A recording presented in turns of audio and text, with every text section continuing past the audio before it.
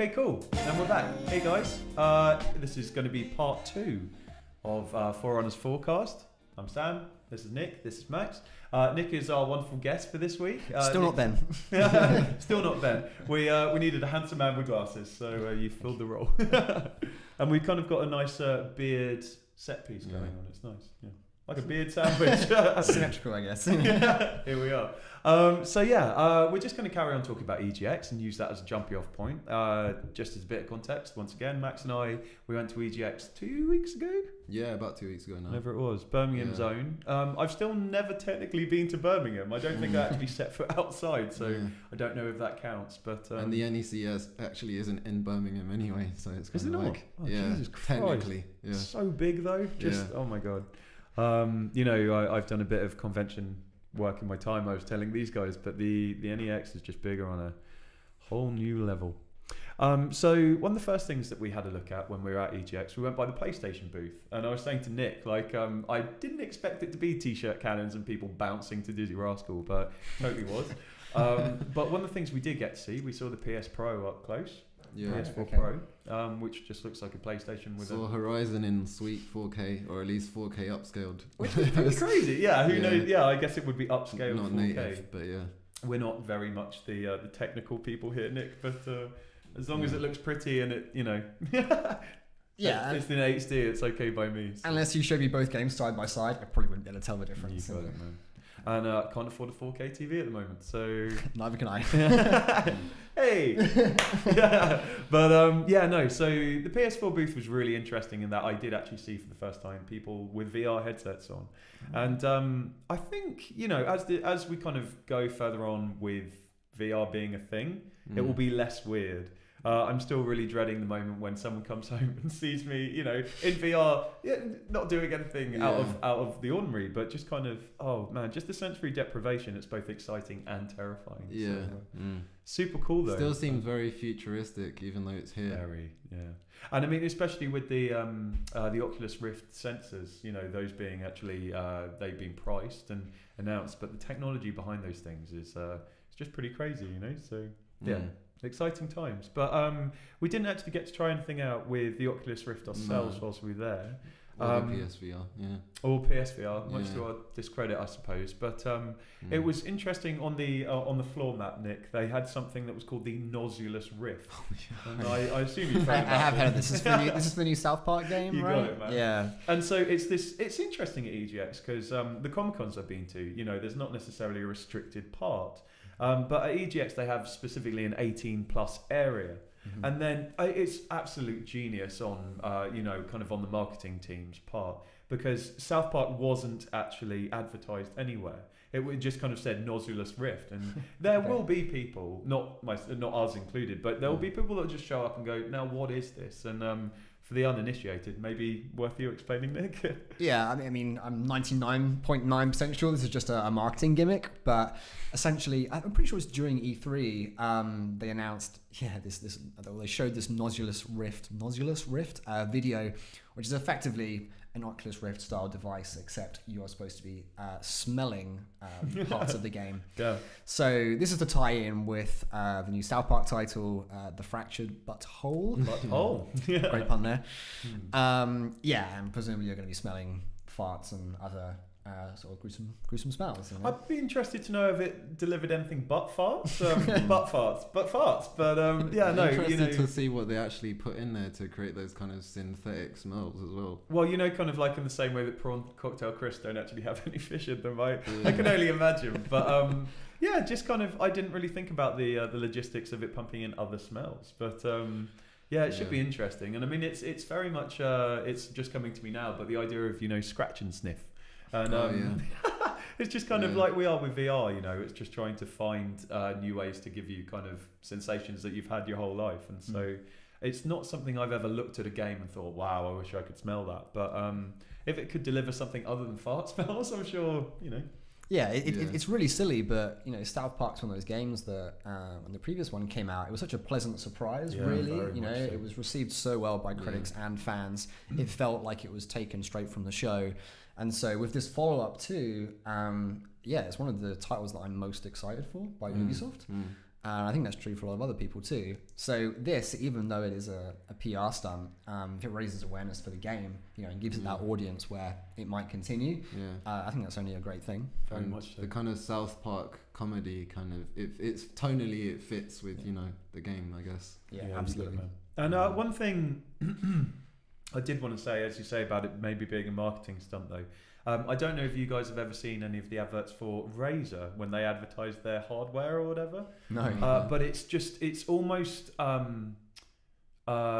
ironic in how determined they are that they have the best product ever. It's delivered with such a gorgeously straight face. It's so funny, and I think they're in on the joke, But it's just very much just kind of like, here at Razer, we're delivering the future and that sort of thing. And the Nautilus Rift was actually put on this pedestal, with kind of like the future of nose gaming, and these are funny little quips and stuff. And it just really reminded me of Razer just being funny. So that was cool. But I wanted to talk a little bit about, obviously with South Park, the first one, Stick of Truth.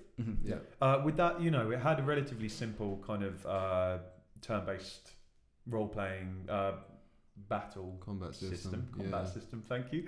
And it did remind me of like Mario and Luigi and that sort of thing with quick times. And I've written down here that the fractured butthole, it almost reminds me of like Mega Man Battle Network. You're on this grid, and I'm a big fan of like Final Fantasy Tactics and that sort of thing. So are you guys excited for that? Like, do you wish it stayed RPG? I think people were pleasantly surprised by the combat in the previous game, because I think people expected just to be jokes and nothing else. And for me, if that is anything like the same sort of quality, regardless of the mechanics they put in there, I'll be very happy with it, and I think lots of other fans will be too. For me, though, really the draw is definitely the story and the characters and the dialogue and the jokes. The gameplay is important, and I think if it has that foundation, it will only serve it. But yeah, I'm definitely going in there for all of the Marvel and DC references, basically. All of the in-jokes for the sort of movies that have come out recently. I think they enjoy poking fun at themselves a little bit. So I think that's maybe why they're not doing the same thing again, so they can kind of look back at the other and be like, oh, that was kind of silly what we did. But even with that in mind, with the reveal trailer, I think it was E3 last year, but just kind of the fact that it pulls out and it's like, we're playing another game today, it's superheroes, and I was like, of course it is. So, and it just makes so much sense. Like, it's super cool. Yeah, it's great because it contextualizes the idea of you losing all of your skills and starting again, because it's the next day at school and you're playing a different game. So smart. Whereby so often in games they just say, oh yeah, this is the sequel, and suddenly you've lost all of your abilities just because you have to start from scratch. A star-sized EMP went off and sucked out all of my powers or whatever. Exactly. Like Metroid, they always, it's always a bit of a MacGuffin how Samus just happens to lose her powers again, So you think she'd be better at that, being a bounty hunter and everything. But I'm super excited for South Park. And whilst we're still in the 18+ bit of EGX, there wasn't anything particularly X-rated, but obviously on the eve of a new Gears of War coming out. I'm set up with a very good friend of mine. We have a tradition, as I was telling Max, to play through the Gears of War games. Going to do the campaign this weekend, and we'll have a bit of a chat about it next time we see you guys. But what are some of your guys' best memories of multiplayer games? Like Endless Summers, co-op. I mean, obviously GoldenEye is probably a good touch point, maybe. But I'm not like a massive multiplayer guy, but me, Ben, are the writer, and Alex, our designer, we got hugely into Reach when that was big, and we played that for like a good solid couple of years. That's probably like the most I've ever got into a multiplayer game. Sure. But yeah, we also played Destiny a fair bit when that came out. Despite the letdown that most people thought it was, it still had that very solid gameplay, like shooting mechanic that was just quite addicting. And that loot drop was kept you coming back. That's cool. Despite how kind of broken it was, but. Yeah. And how about you, Nick? Yeah, it feels unoriginal, but I would definitely highlight Gears. I mean, the universe itself and the characters, like, it is a little bit sort of cookie cutter and doesn't have that much depth to it, I would argue. But it's this game that has always sort of worn couch co-op on its sleeve, and has always been known for that. And definitely with 1, 2, and some of 3 for me, I would get together with friends and we would play it like at university, you know, we'd sit down and sort of just plow through the campaign, and it was always so much fun, and it felt like that sort of Sunday afternoon, you know, sort of almost kind of like football style experience, you know, where people would just like get together and be like, let's just kick back and play this for fun. And yeah, the jokes are they're sort of fast and loose and quite simple, but for us that's just what really sort of binded us together when we were playing it. And I had so much fun, you know, just active reloads and throwing frag grenades and all that kind of stuff. Do love that mechanic, the active reload. Well, it was my friend Stuart who I'm going to be playing with this weekend, but you know, we were trying to figure out why we loved Gears so much back in the day, and I was always the mini game guy, you know, smaller handheld games, and he was like, well, of course you love active reload. That's like, you know, it's rhythm games, it's everything, and you know, just kind of every generation, the games generation, they do integrate new things in really interesting little ways. And you know, just with Gears of War, as you say, I mean, you could call it overly simple, but the fact it's streamlined to a point where it's just so easy to play, you know, and it's just kind of action figures, you know, they're these big bulky guys, but you're just smashing Space them against. Marines, essentially. Yeah, man, they're exactly Space Marines, you know. So yeah, I'll be interested to play 4. It's been a while since I'd never played Judgment, but as you say, neither did I. 3 was a while ago, so I don't have an Xbox One, but I believe it's on PC now with the new system they've set up. Crossplay. Yeah. So I might check it out on there. Where are we? I wanted to mention, just because I did go to the trouble of writing it down wherever it was, but we were playing Gears of War 4 at EGX. In 4K on a GeForce GTX 1080 graphics card. Wow. So. And how good did it look? Oh my god! I mean, you know, like about the same. I'm kind of in this weird spot now where things remember, like, you know, you remember games looking better than they are. That old adage, and that's why we've got so many remasters. But I remember playing it and just being like, well, if this is 4K, then you know. Yeah, I'm slightly. I know it said it was 4K, but I'm slightly dubious as to if it actually was, because I've played a couple games in 4K which look amazing, and that kind of.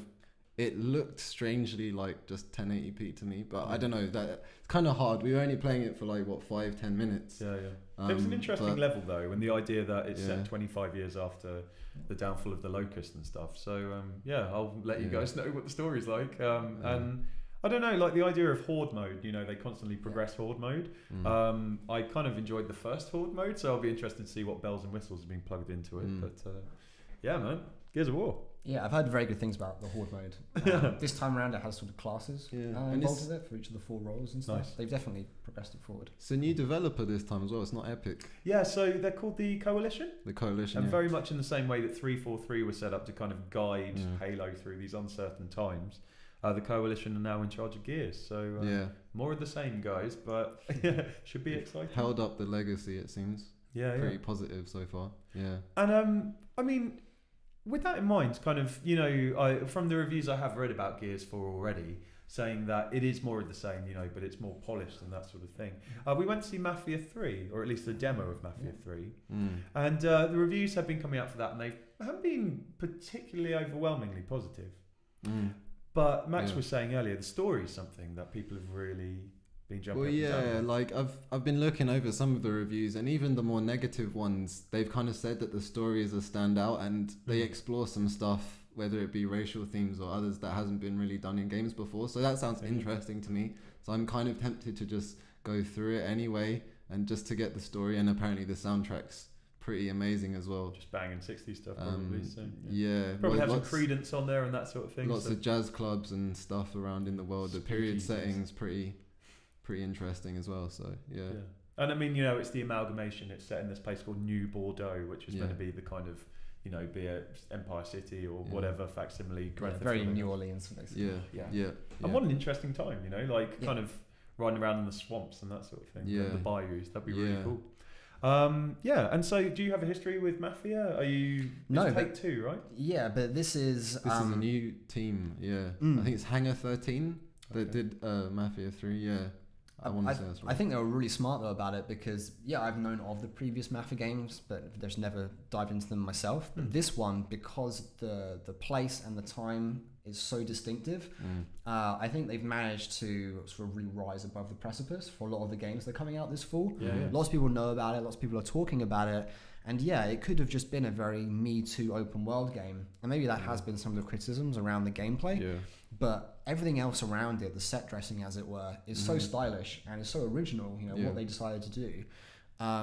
I think from a business perspective and for that franchise too, it's suddenly given it a really new lease of life. And given that it's been so long since Mafia 2 as well, I think like the timing of it is great. So I'd be really interested to see how it does like commercially, because it's got a lot going for it. And hopefully we'll get a chance to have a go at Mafia 3 and we'll let you guys know. Like we're saying about how cool the soundtrack seems to be though, and you know how important soundtracks are in games. You can see the segue coming, I'm sure, guys. But so just very much with the idea that, you know, a soundtrack can completely make or break a game. You know, it's the most it's the most enduring quality. You know, it's always going to be there, kind of guiding you on in the background. Nick, you were talking about a lady called Yoko Shimomura. Yeah. Would you like to tell us a bit about, you've been talking to her recently, I take it? Yeah, I published a feature recently on Engadget, so it's a little while ago now. Where can they find you on Twitter? So it's at NI Summers, SUMMERS. Cool. So yeah, I got the chance to sit down and talk to her at Abbey Road Studios. Amazing. And that's because she is working as the composer for Final Fantasy 15. And she was in town because the London Philharmonic Orchestra was going to be performing some of those tracks inside the studio. Cool. And they were going to be live streaming the concert up on YouTube. And so I got to meet her early in the day, and it was just an opportunity to just chat about what she's done in the past, her sort of processes for working on the music, what some of her influences were. And her career is just like spectacular. Pretty crazy what she's worked on, you were saying. Yeah, so she's been in the industry for almost 3 decades now. Started off at Capcom. Since then, she went on to work for Square Enix, or Square as it was when she first joined. Yeah. And now I'm pretty sure she works freelance, but she does work for Nintendo, doing the sort of Mario and Luigi RPG series, you know, Bowser's Inside Story, these sorts of games. A classic. And with Square, she's doing Final Fantasy 15, as I say, and also the Kingdom Hearts franchise. Nice. She also works on the Third Birthday and a few other sort of bits and pieces on the side.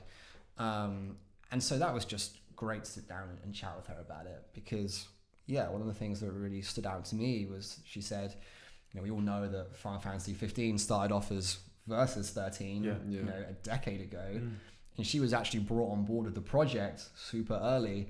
So the first track she wrote was also in 2006. Yeah, right. So, I mean, her relationship with this game at this point, you know, it's ongoing. It's, and don't get me wrong, like, you know, her tracks will have been heard now through demos and trailers and whatnot, but really the reason why she wrote this music was for it to be heard in the game. And it's crazy to think that only now are people actually going to hear it as it was intended, like as part of this game. That's a ridiculous amount of time passed. Yeah, it's mad. That project, I mean...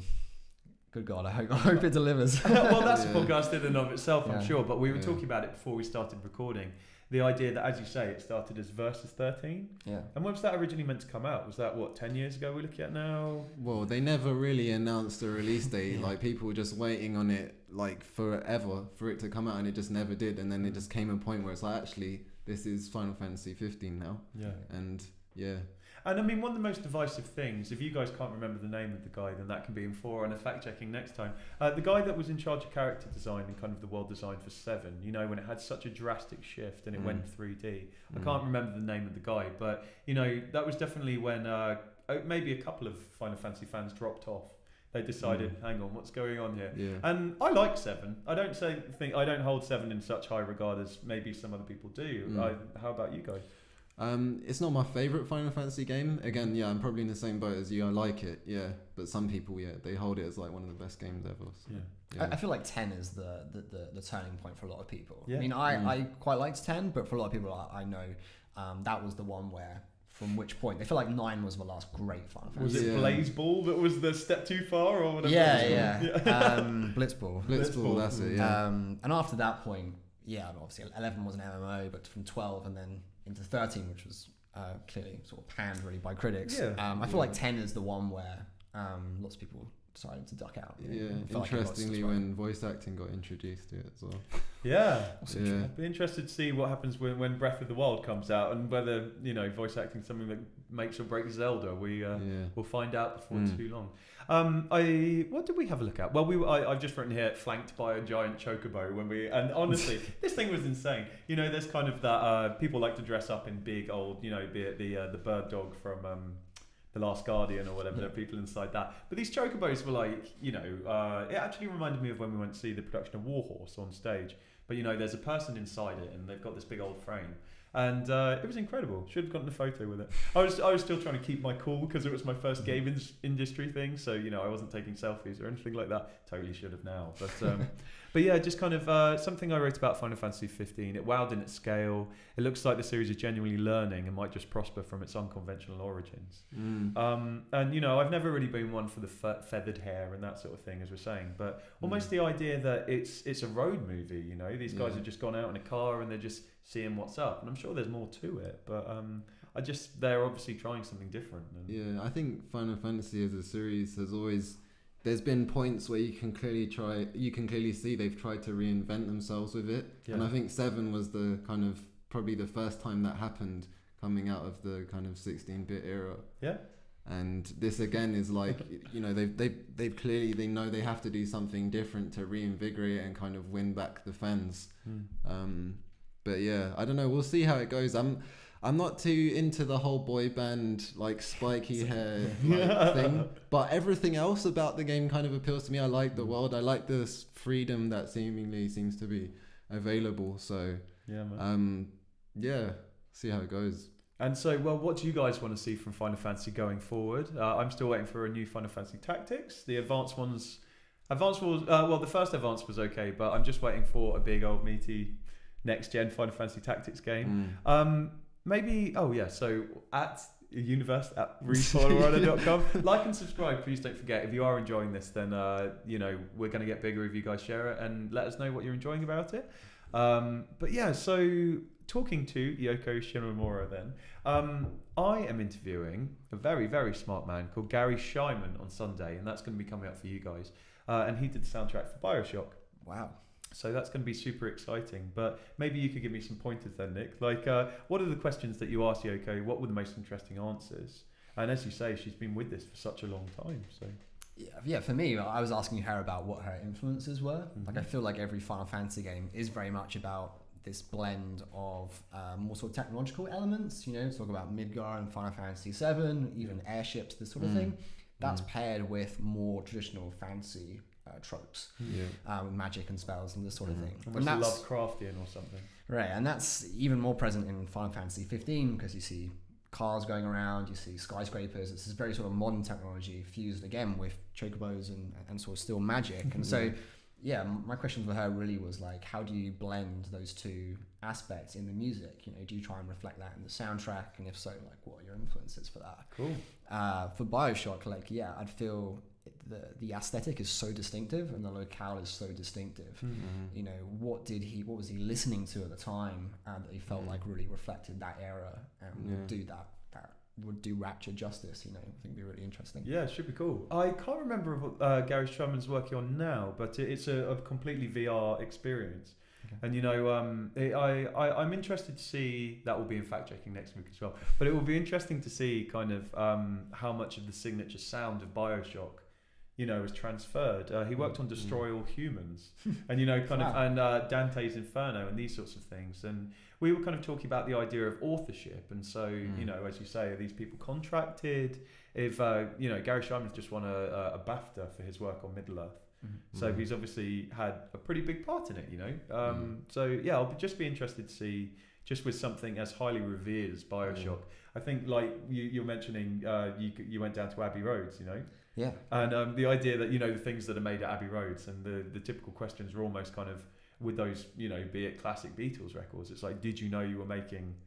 Yeah, something that would become such a success. The epitome of this time. And I get the feeling that Ken Levine and that lot know that Bioshock, they were onto something. But I was just going to say, I think what's interesting about the Bioshock soundtrack is that a lot of the songs you hear about the place are kind of period songs, like licensed songs. Like you don't necessarily, when you think of Bioshock, there's not like a singular theme that probably sticks out to you. It's all kind of environmental, kind of supplementary music that enhances the atmosphere of the game. And that's by no means a negative thing. That's a great thing. Like I think music is at its best sometimes when you're not aware of it, when it's kind of just, you know, keeping you immersed in the experience. Very much so. There are some standout songs I remember, like Cohen's masterpiece in Fort Frolic, where there's the guy on the piano and he gets blown up. Yeah. Like that was that was pretty memorable, probably not just for the soundtrack. But, yeah, I don't know. Cool, man. Well, yeah, I'll let you know how that goes, and that'll be up on the website before too long. I also just wanted to touch on this guy, Jeremy Saul, who he did the Skyrim soundtrack, and there were quite a few news articles. Did Engadget maybe spin one about him at the time? Perhaps. I'm not sure if I can recall it right this second, but maybe. No pressure, no worries. But yeah, Jeremy Saul basically came out in front of... well, I guess it would have been Bethesda maybe that announced it. I think he's done a few Elder Scrolls games, right? I think he did the soundtrack for Oblivion as well. I think. Okay. Yeah. So he's got some prestige with Bethesda as well. But basically, they announced that they were going to do a Skyrim concert, but they didn't actually tell him beforehand. And he has come out and basically said, if you can boycott this, do. I have as much passion for this soundtrack as anybody. I mean, you know, the guy made it. And I wanted to touch on that a little bit more about the idea of authorship then, you know, kind of... Video games, they are such a, and less so today, but they're such a nebulous industry in a way that, you know, especially if you're looking at an Assassin's Creed game or something, thousands of people work on these things. Whereas, you know, with a record, it could literally be one guy with a guitar, and then that's so clearly that person's stamp, that person's mark.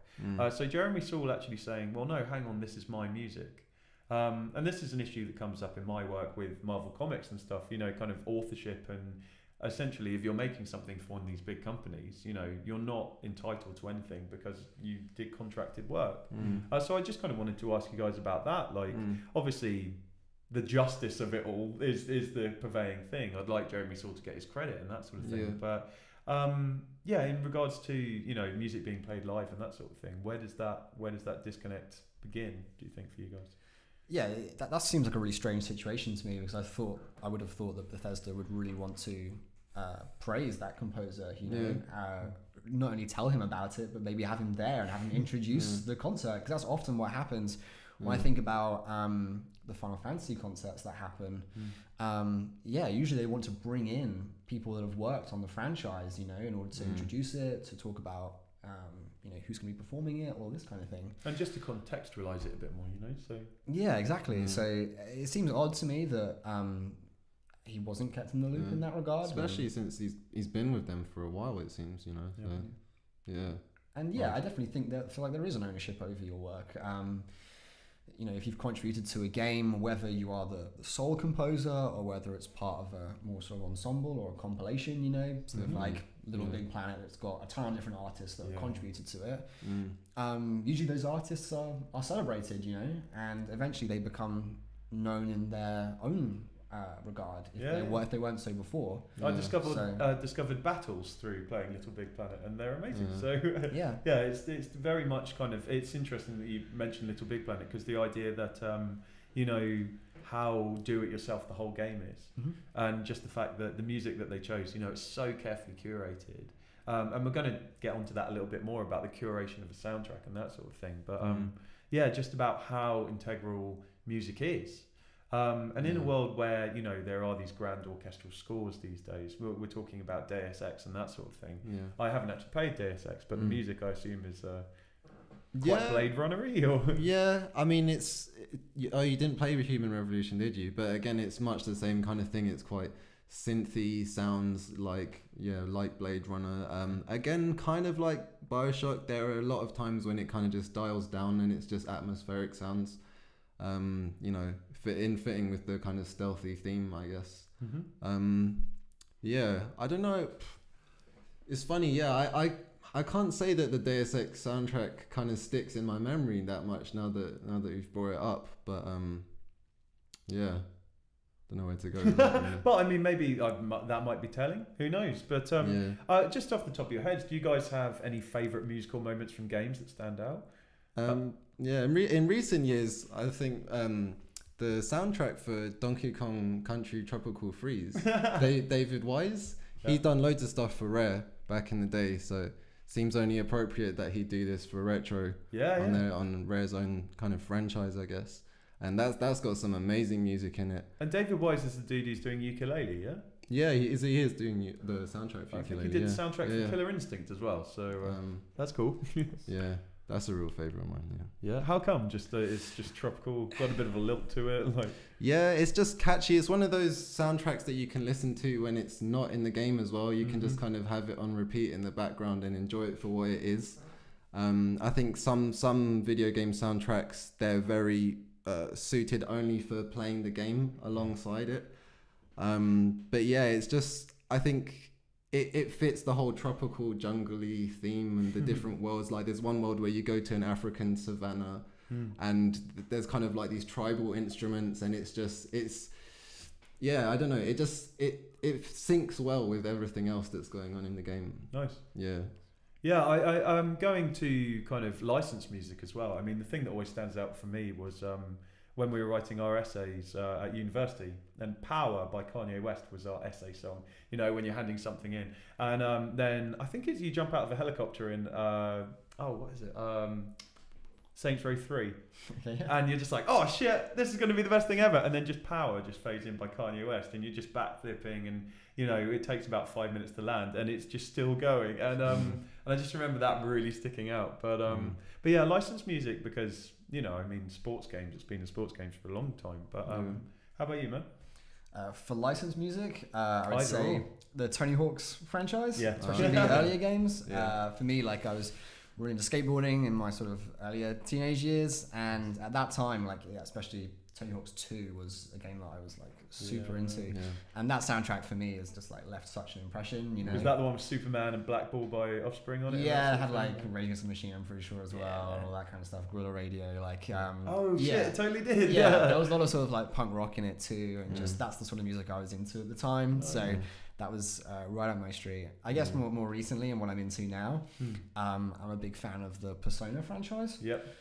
So Persona 3 and Persona 4, they both came out on PS2, and at a time when graphically they've never been the most impressive games, but they've always managed to sidestep that with just so much style. You got it. Yeah, in regards to how they portray menus, how they portray battle animations, how they do the sort of layovers with the characters talking to one another. And what complements that is the music. The music just catchy as hell. Like. It's so strong in that franchise. It's this really upbeat, high energy J-pop music. And even for the battle music too, and the different places that you go to, it's very distinctive, and it really accentuates that the JRPG having this kind of modern flair to it, which not many other JRPGs really do that. You know, so many of them are supposed to be this sort of more sort of fantasy kind of vibe. So yeah, and with Persona 5 as well, seems to be extending that. It's just the music in those games have always kind of left an impression on me. Well, we'll be definitely sure to get Nick back in around the time of Persona 5, because Persona 4 Golden on the Vita. I never played any Persona game or Mega 10 game before then. And just the music. What's the supermarket called that you hang out in? Junette's. Oh, Junette's? Yeah. And just kind of, it's just, you know, the kind of that almost MIDI trumpet, and it's just so catchy. And Teddy's theme, and like, it's just very much almost like, I always go back to the example of, you know, in the Star Wars films, but kind of the hero having the signature, the Skywalker theme and that sort of thing. And every character in Persona had their own little jingle and their own, and to this day, I'm going to call, you know, firstborn child or next cat, but I have to have a Chie in my life, because Chie, well, we'll have a Persona episode, because that's so cool that you're a fan, man. Yeah. But Chie means rambunctious princess in Japanese. Oh, okay. I think that was the translation. Yeah. And she's just, you know, everyone has their girlfriend in Persona. Have you played any of Persona? I haven't played Persona, no. I've been told it's really good. Chie is like my dream woman, but you know, like, you when you're living out, I'm 15 and I'm a Japanese teenager, like, yeah, man. Yeah, good stuff. Well, basically, it's an anime brought to life, effectively. And it does that so well. Well, like Nick was saying about the style of it, and I didn't actually think about the fact that the last Persona game we actually got technically was on the PS2. Yeah. So the fact that, you know, all of the menus, and it's being really praised for the fact that Persona 5 at least is being really praised for the fact it just looks insane. Yeah. Like everything's swirling around on screen and stuff. And you just know the music's going to be great. But. Yeah, everything I've seen in trailers and stuff, it's the music's just as good, if not better. Persona 5 is out now in Japan, right? Yeah, I'm very much like, I never ever want to. I mean, I can't speak Japanese for a start, but Same. I think that's a bit of a deal breaker. But have you read any reviews? Like, I'd love to know what the Famitsu reviews said. No idea. Yeah. But if you get a chance to play the latest Fire Emblem, if you haven't, the crossover one you're talking about? No, Fire actually, Emblem Fates? I need to probably buy a Wii U to play the crossover one. But Fire Emblem Fate's Birthright has some of the best soap opera nonsense that I've had in the game in a long time since Persona. So nice. And actually, what are they? No, they're not Niantic. What are the company that make Persona? Atlas, and because Catherine as well. Catherine's bonkers. Like, I just started playing it for the first time. Okay. And man, seriously, styling games is a podcast all to itself. Yeah. But yeah, just to kind of round things off then a little bit. We were talking about game soundtracks, and I just wanted to bring up a couple of my favourites, and hopefully we can go from there. But we were talking a little bit about I am 8-bit and the idea that video game soundtracks on vinyl it's kind of the snake eating its own tail in a way. But do you have any other? Like we were saying, kind of how I'd love to see a Zelda, one of the Zelda symphonic orchestras. But are there any soundtracks you'd like to see perform live? Yeah, I mentioned it earlier in this podcast, but Hideki Naganuma is like one of my favorite composers. Cool. And he did the Jet Set Radio and Jet Set Radio Future, the bulk of the tracks in those games. There are a few licensed tracks that were put in there for the US release.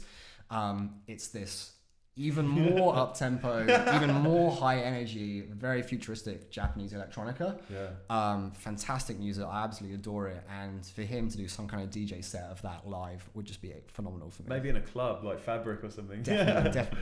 That'd be insane. Yeah, man. I think for me, probably some of Nobuo Uematsu's work. He did some of the, as we said, older Final Fantasy soundtracks. I think, just bringing it like to on an orchestral stage, it just brings another level to it. I think they've done lots of his songs live before anyway, but I've just never had the opportunity to go and hear it. But that's probably like something I'd love to go to if I had the chance. Yeah, man. It's got a special place for me. Yeah. Very cool. And with that in mind, we were talking about, is it called Gustavo Santaola, I think? Yeah, the dude who did the Last of Us soundtrack. And I own a couple on vinyl now. I bought the Last of Us soundtrack, and that was stupid expensive, so maybe don't go down that route. But going back to FTL, Ben Prunty did the music for FTL. And then if you guys need something to type to, it's very soothing. Every day. Yeah, that's always what I'm looking for. Pretty much. Yeah, I know. Tell me about it. Actually, on a completely unrelated note, but Vice had a wonderful article this week on best albums to write to, and one of them was the Zelda. I think it was whichever it came with, maybe Skyward Sword, the special edition of that. But yeah, there's a really good symphonic CD of Zelda songs. Oh, I think I got that. It's like 20. I guess it was 25th anniversary something. Yeah. And it had like lots of remixes from old Zelda games. Like I remember they had a really cool one from Wind Waker.